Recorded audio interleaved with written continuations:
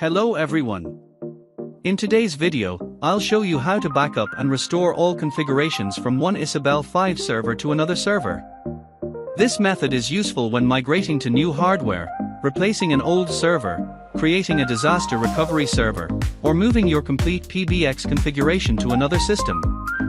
By the end of this video, you'll know how to backup extensions, trunks, roots, IVR menus, recordings, voicemail, commander data, and system settings, then restore everything on a new Issabel 5 server.